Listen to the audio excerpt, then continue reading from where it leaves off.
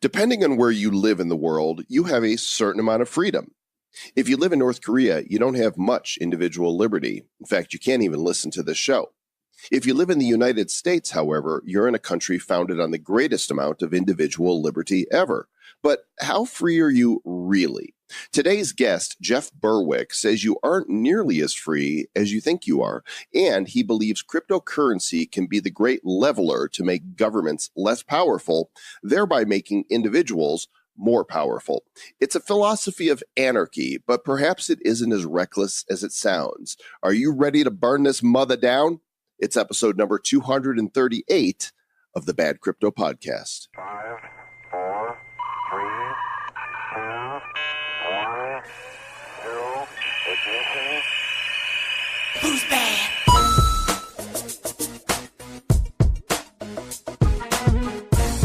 And welcome to the Bad Crypto Podcast, episode number 238, and we're going all anarchy here, Mr. Travis Wright. Time to burn it down. Let's go burn some things down, Mr. Joe Combe. So anyway, glad you guys are here. Welcome to the show, and we have a great show for you today. Jeff Berwick, the founder of Anarchy, an event that takes place in Mexico, where Jeff lives. He is a freedom fighter, an anarchist, and a libertarian, and he's going to say some stuff that's really going to get you to think. And that's kind of why we're here, is because we want to learn this stuff and share it with you. Yeah, he's actually putting on a really interesting event that is going on here in a few days. So you do have a few days to still, have the opportunity to go to this thing. It's in Acapulco. It's called Anarchy. And if you look at it online, there are some amazing speakers there. I think Ron Paul's going to be there again this year. There's going to be, I was looking at the list, there's all types of amazing crypto people that are going to be there. I think all the people that be there should have two first names. So you got Ron Paul, maybe Billy Joel will be there. Mm-hmm. Billy maybe Paul. Mike David. I don't even know who that is, but he's making up. So great people, crypto people. And you know what?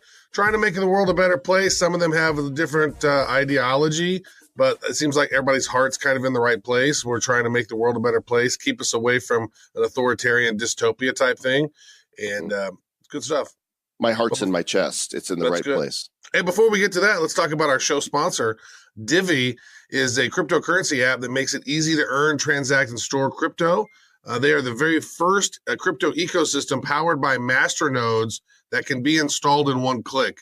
And that is true. We had Ryan in our home office set up the masternode. Took less than 5 minutes to set this up. So with the masternode one-click cloud installer, users can begin earning crypto. Click of the button, very quick and easy. The network's smart wallet enables users to easily store and transact their earned crypto with the luxury of a simple user interface. Pretty good.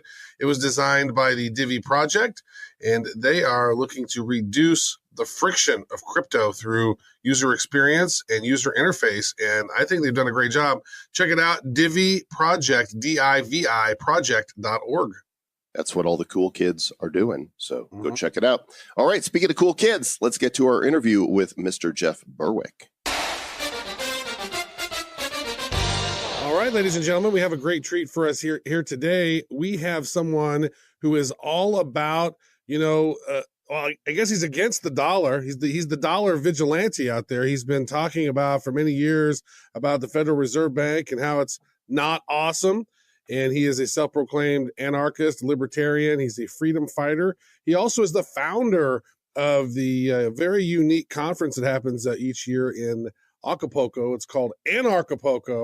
All right. So today, ladies and gentlemen, let's give a big round of applause to Jeff Berwick. Welcome. Good sir. Thank you. I want to know, first of all, can you define what an anarchist is for us, please? Sure. Basically, it's a very basic word. It's a Greek word. The first part of it is an, which means without. And the second part is archy, which means ruler. So without rulers. So if you're an anarchist, you don't believe that people should be ruled or be slaves. And I'm quite surprised that there's not that many of us. It does seem as if, it's in some case, I know that's a word that really burns some people, right? And there's a lot of people out there who are like, the government is almost like a religion, right? That's the whole statist mentality. And I don't know. I'm on this. I'm on the fence where I'm like, yeah, we need to have rules because if not, people are going to go crazy and things can get a little haywire. So in your idea, say there are no governments, how do we how is there not chaos everywhere? Well, it's not governments that necessarily just make rules. You can make all your own rules you want. If you own a restaurant, you can make up any rules you want about what people can or cannot do when they come into your restaurant. And the same can apply for communities and things like that. It's actually a big mind game that the government's been playing on people. And in fact, the meaning of the word government is govern, to control, meant mind. It's actually mind control. And it's getting people to actually believe that there's these people who kind of own them and run them, and that they're in charge of things. And all they need you to do is give about half of all the money you make every year to them, and they'll make sure that things kind of run okay. But in general, the market itself can always run itself far better than any sort of centrally planned communist-style government. I think a lot of people, when they think anarchy, they think chaos. And the two words are not synonymous, are they? No, absolutely not. The word anarchy, the government and the media is basically the propaganda arm of the government, the mainstream media. And it's been that way for decades, if not centuries. And they've really tried to make the word anarchy aligned with the word chaos. So whenever there's a riot in Seattle and there's a bunch of communists generally breaking Starbucks windows, they go, "This is anarchy in Seattle." And they'll do that all the time. They'll try to say that whenever there's some sort of chaos, that it's anarchy. And they do that on purpose because they don't want people to actually understand what the word actually means and actually understand what the philosophy is. Because if they did, a lot of people would realize that government's a total scam and just walk away from it. Now if you go back in time, which I've researched, money for a long time as well, going back to Mayor Amschel Rothschild and the whole system that happened, back in the 1700s. And it seems to me that what's happened through our civilization is we've spent an exorbitant amount of time trying to get power away from the kings and queens and the church. And we finally did. And then we gave the power to the bankers. Yeah, that's generally what happened. Essentially what happened is for a number of centuries, and I don't know much beyond that, it's really tough to tell because a lot of what they tell us about history is really all just lies anyway. But it appears that there was a lot of kings and things like that, royalty, so to speak, in a lot of places for numerous centuries. And a lot of places, people started to wake up to it and said, who are these people? They say they have this special bloodline, and they were born and they were special, and they rule us, and they're going to take a lot of our money away and tell us where we can live and all the things that governments do today, essentially. And a lot of people woke up to that, and you had things like the French Revolution and lots of other revolutions over the centuries. And so the people who are really in charge, and these are the people behind the scenes, basically said, okay, they're catching on to what's going on here. So we have to make up something new, some new way that makes people believe that they're actually running themselves, or they're actually ruling themselves. So they actually came up with the idea of democracy. And democracy is such an absolute and total scam. But they essentially said, okay, let's tell people that they rule themselves. And so they get to vote every 4 or 5 years, and they get to choose which people they get to put in who rule them. And that will give people the feeling that they actually rule themselves. But actually, nothing's really changed. The same people generally run things behind the scenes. It doesn't matter who you vote for, as we've seen over decades now, whether it's Clinton or Bush or Obama or Trump, nothing really changes. The IRS still taxes, the Federal Reserve still inflates, the war machine still drops bombs all across the world, killing millions of people over the decades.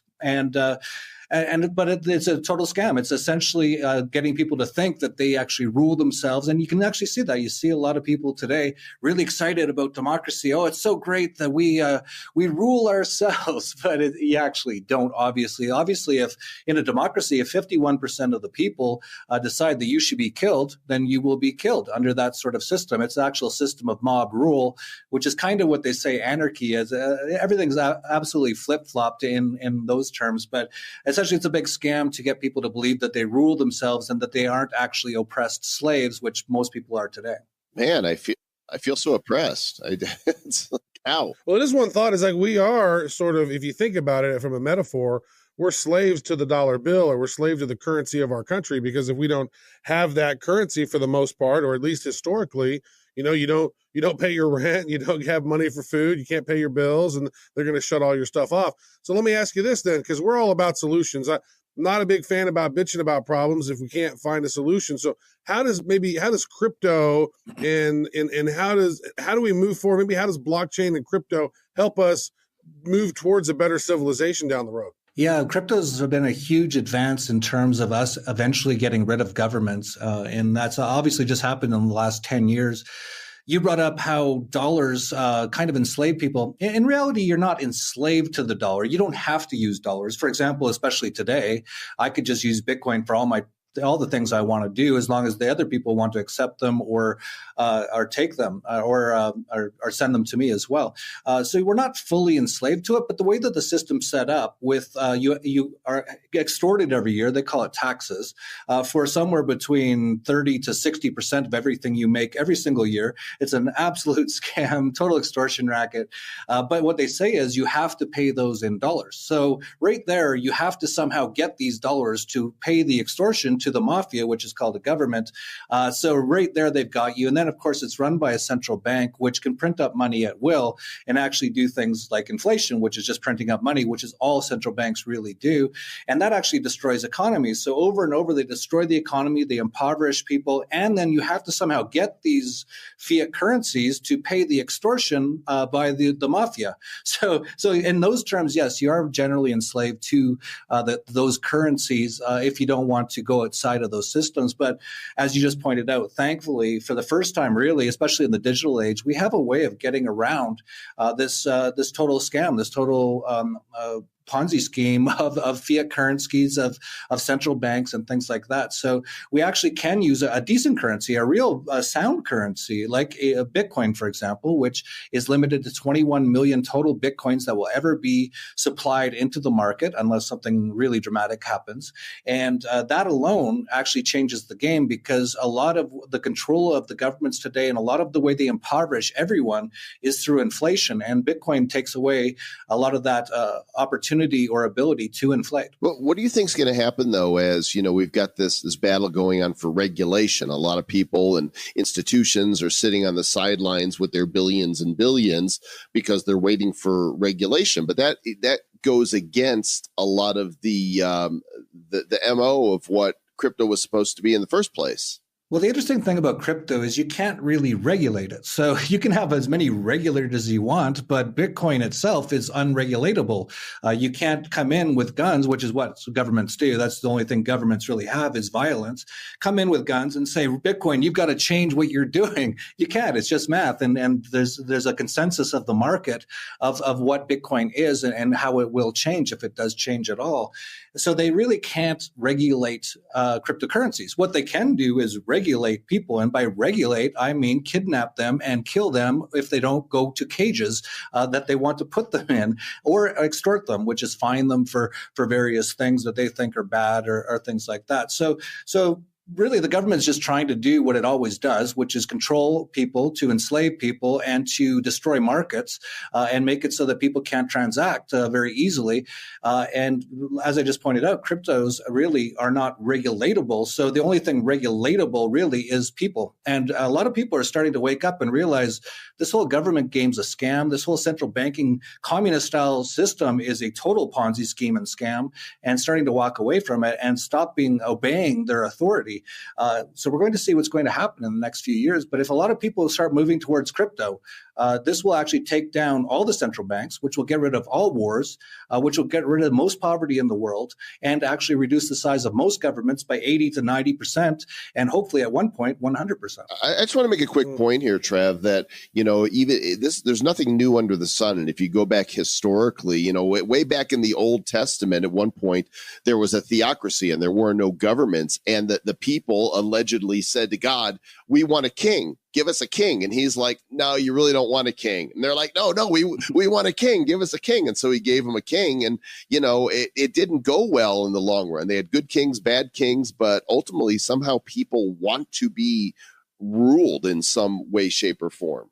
Yeah, that was obviously written about in the Bible, and there's definitely some truth to it. There's a lot of people still today in the world who don't want to be free. They actually want to be slaves, and they want a king or a president or a prime murderer who sits there and tells them what to do and takes most of their money and tells other people what to do and puts people in cages and all that kind of stuff. Some people still want that, but a lot of people don't, and we're going to see what happens over the next few years. Really, what it comes down to is if they end up controlling the entire digital currency system. So if governments and central banks put in cryptos of their own, which aren't really cryptos, they're actually controlled by them. They can inflate the money supply at will. They can do all the things they do with the current fiat currency system. What that means, and if everyone starts to use it or is forced to use it, and they actually obey authority and start using it, every single transaction that everyone does will be tracked. It will be taxed, and we'll live in a sort of a slavery that we've never even known in entire human history. Because even today, there's a massive amount of transactions that occur in what they call the black market. The black market is just the free market. They call it the black market just because, for the same reason they say anarchy is chaos. They want people to think it's all dangerous and bad, but it's really just people transacting without paying extortion fees. And so the more that people do that, the less control that they have. So if we move towards a digital currency that they actually control, and they end up tracking and taxing every single transaction that everyone makes, we'll live in a world of tyranny that we've never known. However, on the other side, if people move towards more private cryptocurrencies that are more sound money, things like Bitcoin, Bitcoin Cash, and especially things like Monero, which have a lot of privacy, we can actually get rid of central banks and governments and have peace and prosperity on earth like we've never known it. That would be a really nice thing to have peace and prosperity, because it really does seem that historically governments are the ones that create all the wars and all the, and we're always fighting about certain, a lot of wars are around religion. A lot of wars are around resources. I mean, we've been in a perpetual state of war for the most part for the last 2.5 years, right? 250 years, even more so. And so it's crazy to kind of think about. And then, we have people, our fans on the show, they say, hey, Travis, don't talk politics. We want to tune in to talk about crypto. And I always kind of think, well, one of the reasons why I'm in crypto is because of politics and because the way the banking system is set up and the way that the way that things are, they're kind of inherently connected. And, it seems to me that, as you just mentioned, that crypto could be that one thing that frees society, or it's that converse thing. It could be that thing that puts the final hook in us. Like if the IMF decides with their special drawing rights, creating the cryptocurrency that, ties that everybody's assets have to go on the blockchain, and everybody's, and all private property is taken away, because it seems like that's kind of a long-term goal that they've had. It's just interesting. So it seems to me that politics and crypto are kind of inherently tied together. What do you think? Yeah, absolutely. And it's because of the money is the most important thing. You've heard all the sayings about money rules the world and all those sort of things. And in many ways it does. Of course, love really rules the world. But like when it comes to like our day-to-day transactions, if we're not just out living in the woods and just meditating all day and don't own anything or anything like that, which actually isn't a bad idea. But if we were doing that, if we're not doing that, we're involved in transacting with other human beings. And every single transaction involves one thing, and involves money, unless you're bartering, and very few people barter nowadays because it's not a very good system. If you make eggs and another guy's a mechanic and you need your car fixed, but he doesn't need eggs, you're kind of screwed. So that's why money's kind of good. So every single transaction that's made in the world involves money, and that happens trillions of times per day. Every single, when you get your haircut, there's money involved. The barber wants the money more than he wants to give you a haircut, and vice versa. You want a haircut more than you want that money. And then in actual fact, every time there's a transaction made, both sides win, because otherwise they wouldn't make that transaction. So it's a beautiful system. It's wonderful. The big problem is when the government gets involved, forces you to use a fiat currency. They control the fiat currency and they can print it up at will. Inflation is one of the most nefarious things in the world. There's been so many quotes. John Maynard Keynes has said that not one man in a million understands inflation. Henry Ford, the creator of the automobile in the early 20th century, said that if people understood how the money system works, there'd be a revolution by tomorrow morning. And what he meant by that is if you understood exactly how nefarious this system is, the central banking system, that most people would be incredibly angry. They'd realize that they've been raped and robbed of most of their earnings for most of their life just from inflation alone, not even including the extortion of governments. So, that's why this is so important. And if what we're moving towards, if we can get towards a system where we get away from that, where we don't have an inflationary monetary system, that alone will make the economy so much better. It'll get rid of all these problems that we have across the world in terms of poverty, because that's actually all caused by central banking. You pointed out all wars are caused by governments. Of course they are. That's what governments do. They go to war with each other. But it's actually all paid for by the inflation of central banks. Without central banks, you can't have these major wars, certainly not wars like World War I, World War II, this ongoing war that the U.S. Department of Defense has been on with the war of terror now for 20 years in places like Iraq and Afghanistan. You can't do that because if people are actually getting a bill in the mail every month for it, a lot of people would say, I don't want to keep paying for this anymore, but they just print up money to do that. So if we can move away from that and get to a decent sound money, we'll get rid of all of those problems. Could you imagine that, getting that bill each month you had to pay? It's like, all right, here's your war bill. You got to pay. You need to pay like $300. If you actually knew for all the war going on. You run a website called dollarvigilante.com, and the headline on this is Surviving and Prospering During and After the Dollar Collapse. Now, you could certainly make the case that the dollar has been collapsing for some time, but, when we look at a country like Venezuela, where it is in complete collapse because it's resulted in its natural end under socialism and dictatorship, where the inflation is like 40,000% and people are starving there. When do you think that we're in for something like that, or are we at all? Oh, absolutely. That's what the Dollar Vigilante is all about. And the main reason that things like the US dollar especially haven't collapsed as fast as, say, the Venezuelan bolivar or the Argentine peso or the Zimbabwe dollar is because the U.S. is a much, much, much larger market. And the U.S. dollar, for many good reasons, has been used across the world for the last century at least, if not longer than that. Definitely since, the founding of the Federal Reserve, 1913, that sort of a thing. And because the U.S. has been so productive, because as you just pointed out, it hasn't been as socialist as a lot of places like Venezuela. It's moving a lot towards that now, but it hasn't been as much.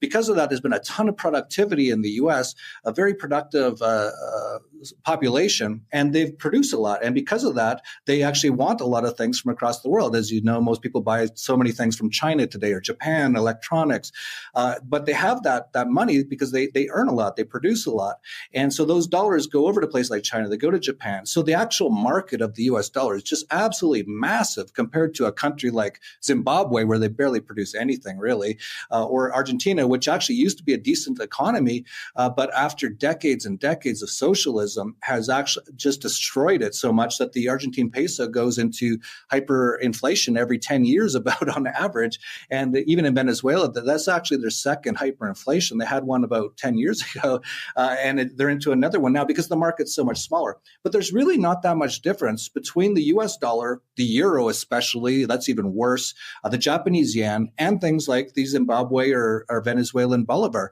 The only difference is size. So it takes longer for these other currencies to go into hyperinflation because it's such a much more massive market. But when you look at the amount of money the Federal Reserve is printing, it's been printing massive amounts of money since 2008. When you print massive amounts of money, that's how you get into hyperinflation. That's what causes hyperinflation. And a lot of these other countries, they just get into the printing of money a lot faster because their market's so much smaller. But what we're seeing now, we will see in the next couple of years, the euro, the yen, even the dollar all collapsing in the next few years. We're nearing the very end of all of these fiat currencies.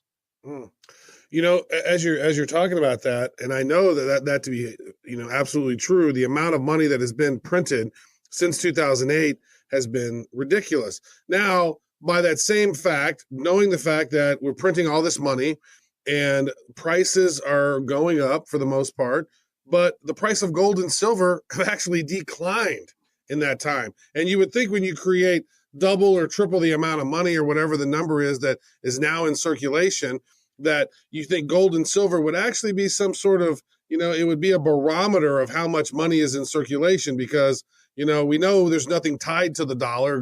There's no gold standard or silver standard, but the more paper money that gets to be created, it would seem that the more the price of gold and silver would rise. Now, maybe explain to folks a little bit about, the manipulation of that market, if that's something you want to cover. Yeah, absolutely. Definitely the precious metals market is manipulated, but it's more that they've really done a good job of getting through the media and things like that, getting people just to forget about gold. Even going back to Alan Greenspan and all those people saying the dollar is a what do they say, some sort of barbaric relic and all that sort of thing. And there was actually a poll done of financial advisors in the U.S. just in the last few years, and it asked them what they thought of gold. And every single one said they would never, ever recommend it to clients. It's the worst investment they've ever heard of. It doesn't produce anything, et cetera, et cetera.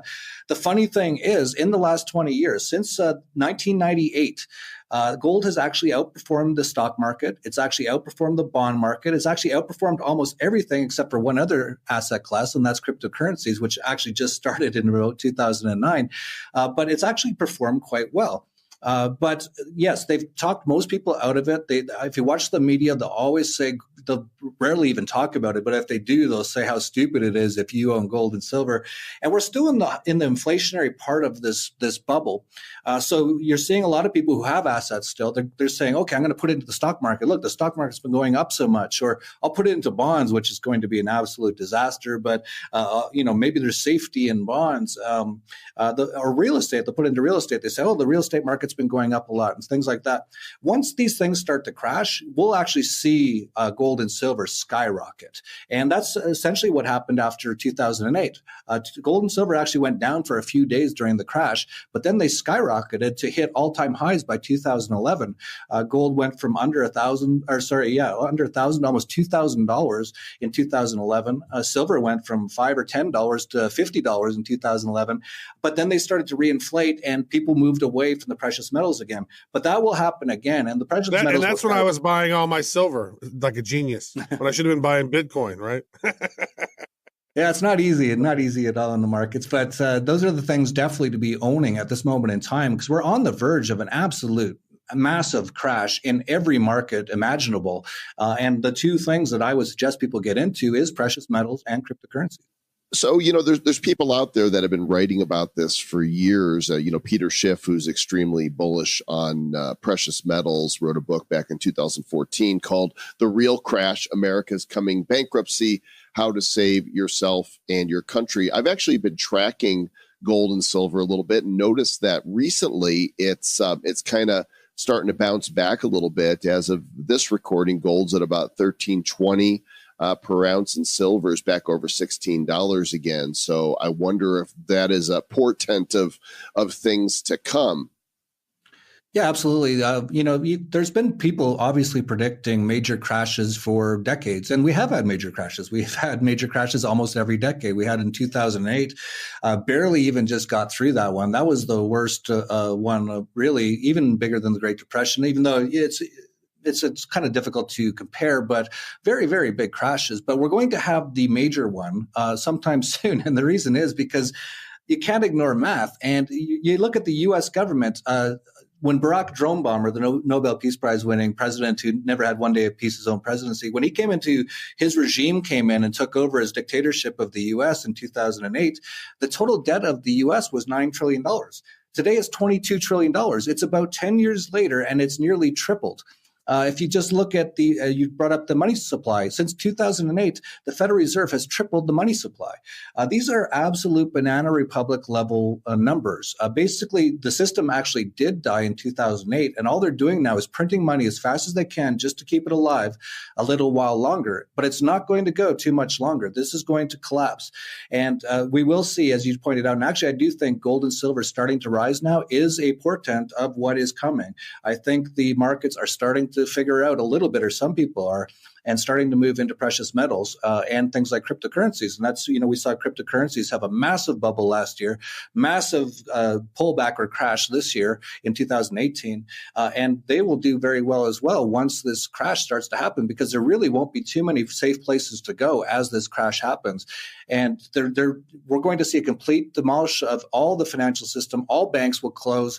All fiat currencies will become worthless over a couple year period. Basically, what you see in Zimbabwe or Venezuela and places like that, that's going to happen everywhere soon.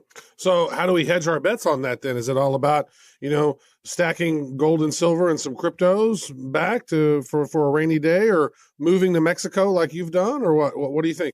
Well, I do what I recommend, and I did say to a lot of people, get out of places like the U.S. I don't want to be a fearmonger at all. And, there's going to be, if you live in the mountains somewhere in the U.S., you're probably going to be fine. But if you're downtown L.A., when the food stamps get turned off for good and the banks close and the supermarkets start getting emptied out within 1 or 2 days, I wouldn't want to be around there at that time. And that can and will happen. And it actually almost happened in 2008. The crisis was so bad in 2008 that no one knew which banks were solvent.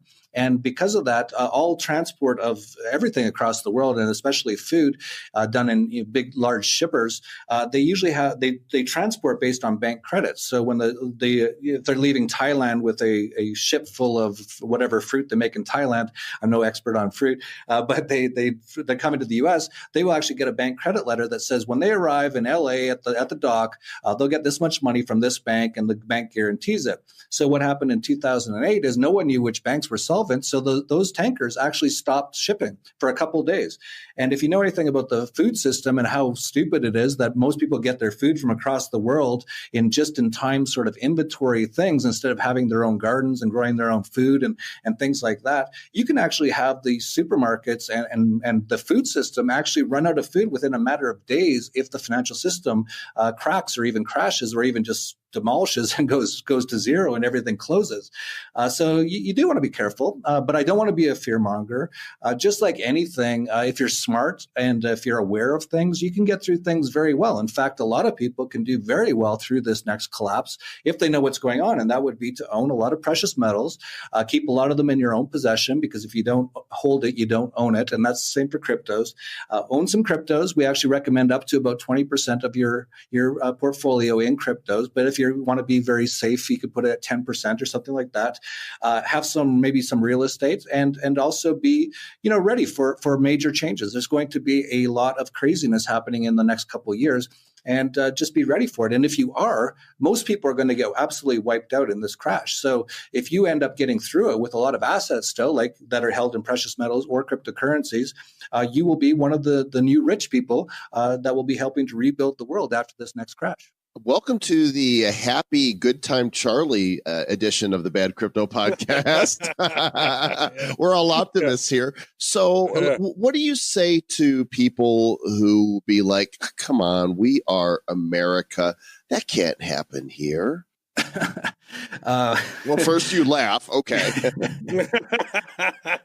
Yeah. Well, yeah, people have such short memories. If you just even look at the U.S. has been bankrupt numerous times. So there's been like very bad times. It just hasn't gone complete collapse yet.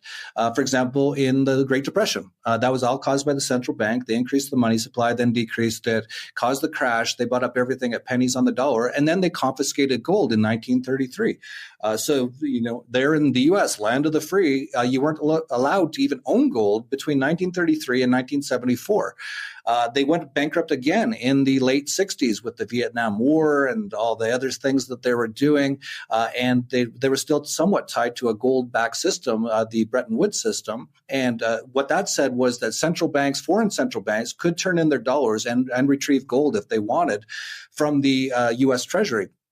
And it was actually at the end of the 60s, and the U.S. had been spending so much money in Vietnam on their terrorist attacks over there and killing hundreds of thousands or millions of women and children and all the horrible things that they were involved in over there. The French government actually said, hey, you guys look like you're kind of bankrupt. We don't want to hold U.S. treasuries or dollars anymore. We actually want gold. And they knew they didn't have enough gold to pay them. In fact, I don't think there's any gold in Fort Knox. And even if there is, it's such a small amount now by any measure measure, it really doesn't matter. But even back then, they realized they didn't have the gold. So it was on August 15th, 1971, that Richard Nixon took the gold backing away from the dollar. And we've been on that system since then. And then we've had, of course, major collapses. The biggest was 2008 since then. And we were very close to a complete collapse of the entire system. So to say that this couldn't happen and it's never happened before, well, it's things like it have definitely happened before. And this one's going to be far bigger. It's never been this bad. Even in all those other crashes, 1930s, the U.S. government had barely any debt whatsoever. In the 1970s, when they took the gold backing away from the dollar, there was barely any debt by today's standards. Now there's $22 trillion in debt. There's just the numbers are just so far out of control and so massively bigger than they've ever been in the past that when this collapse happens, it's going to be by far the worst one. Yeah, that was a magical moment whenever Charles de Gaulle pulled in with the battleships into the Hudson Bay and said, "All right, here's a bunch of these fiat papers. We'd like our gold." And then that happened right there before Nixon took the gold off the standard, and that was really funny. Hey, we'd like to be paid now. Oh, really? Oh, wow, we got to pay these guys. We got a couple battleships out here. I understand using cryptos practically, right? Because there's a set amount, and you could say, okay, I need $100 worth of Bitcoin in order to transact this thing. But how do you do that with gold? Because you buy gold in ounces or tenth of an ounce. Same with silver. How does that practically work? If you're holding an ounce of gold during a collapse and it's the thing of value, how do you spend that? Well, I think you'll find that once this whole system collapses, there won't be any fiat currency around, so people will accept almost anything. But that said, I really don't look at gold as being something you keep around that you're going to be using in day-to-day transactions. It's just not that useful. That's actually, a lot of gold bugs hate cryptos, but that's why crypto is so great. It's very similar to gold. It has a lot of the same properties as gold, but it's very easy to transfer. It's very easy to, you can have Bitcoin down to the 8th decimal and very interchangeable and all that sort of a thing. So cryptos have such a lot more use value in today's digital age, as long as the internet stays up and the power stays on, and neither of those are actually guaranteed. So, there's a lot of risks involved in everything, but really the cryptos are what I keep around as things that I know that I'll be able to transact as long as the power and the internet stays on. But then things like gold is a lot just to keep your wealth. So if you have wealth, and not a lot of people do anymore after all the taxes and regulations and all the inflation and everything, but there's some people who still have a little bit of assets. Keeping it in gold, that's going to be worth something. There's almost nowhere in the world. I think California might be the only place where you can go and show someone a gold coin and they have no idea what it is. But if you go anywhere else in the world, and even in Vietnam, for example, I was there a couple of years ago, you look at the real estate prices in the newspaper and it's all listed in gold ounces because their currency just is so worthless. They just list it in gold ounces. And a lot of people actually transact in gold still to this day. And you can go anywhere in the world and Dubai, anywhere. And if you've got some gold coins and you really need to, get some, transact for something, you'll be able to find a place where you can sell those coins.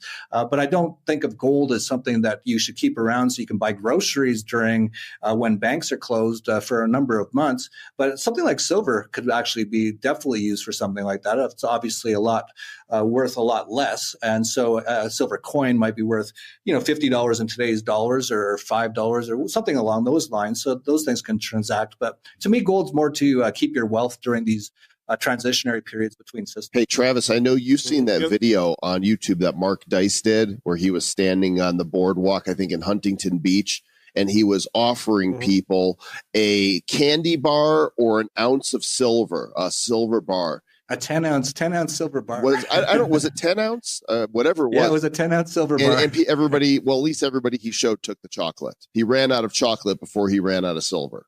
Either that or he just didn't air the other ones to the people who knew. But yeah, definitely interesting. And, so you have an interesting event going on. This is the 5th year that you've had the Anarchy going on. And I tell you what, I've thought about going, I think 4 of those years. I'm like, I should go to that. And things always, like the time of year doesn't seem to work out or whatever. But maybe tell our audience about the mission behind the conference you're doing and some of the speakers, because the list of speakers you have here are just out of this world. You have so many amazing minds coming to this thing. Yeah, it's called Anarchapulco. It's the world's largest anarcho-capitalist or anarchist or voluntarist conference, basically a freedom conference of people who believe in total freedom and that they shouldn't be slaves. And we have a number of great speakers coming this year, including Ron Paul and Judge Napolitano, who's a anarchist, and Cynthia McKinney, who's turned into an anarchist, and David Icke and Doug Casey and so many great people. And we also have, during the entire conference, it's 4 days on the beach in Mexico. It's an amazing event. But we also, for the 4 days, we run something called CryptoPoco. So if you're not that interested for whatever reason in all the freedom-related stuff, and you're mostly interested in crypto, you can still come. And every day we've got CryptoPoco with so many amazing speakers. This year we've got Ben Swan is coming, Jason King of Academy, just looking through the list here, Daniel Krawitz, Paul Stork, Michael Turpin, he's one of the top VCs in the space. So many amazing crypto people. So it's 4 full days on the beach, February 14th to 17th, and really recommend it. It's in Acapulco, Mexico, and this is our 5th year, and it's really just an amazing time on the beach with a lot of freedom-minded people and a lot of people really changing the world through things like cryptos. Well, and that's coming up really quick here because when this show airs, it's going to be really close to that. So if you guys want an excuse to go to Mexico, anarchapulco.com, and also links to Dollar Vigilante and Jeff's LinkedIn page in the show notes. Jeff, really appreciate you coming here and bumming us out today. No. Is there anything else you'd like to share with our audience before we sign off?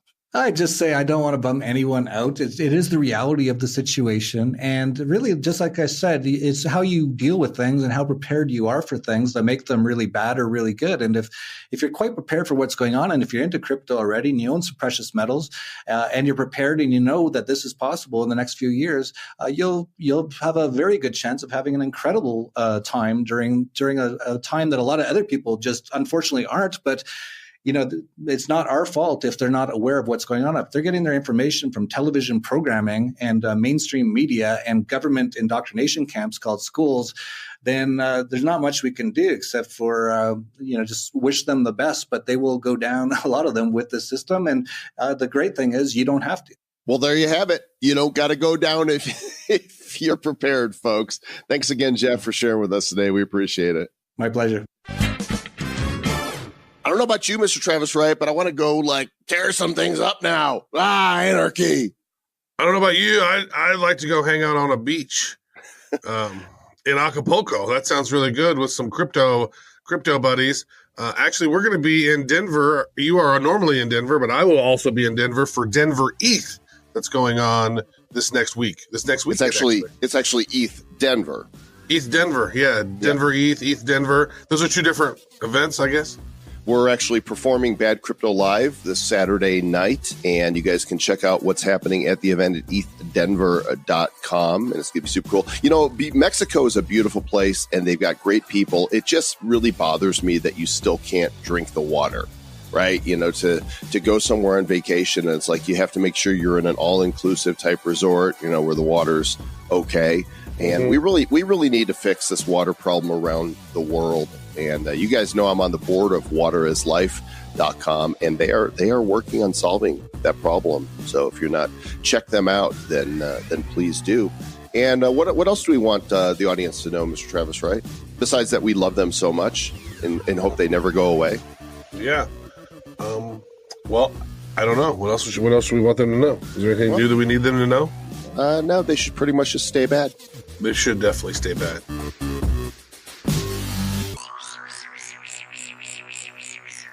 Who's bad?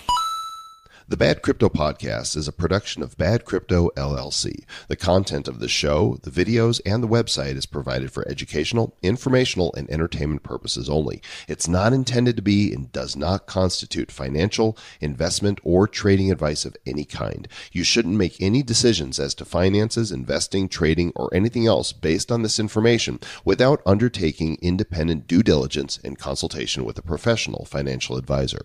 Please understand that the trading of Bitcoins and alternative cryptocurrencies have potential risks involved. Anyone wishing to invest in any of the currencies or tokens mentioned on this podcast should first seek their own independent professional financial advisor.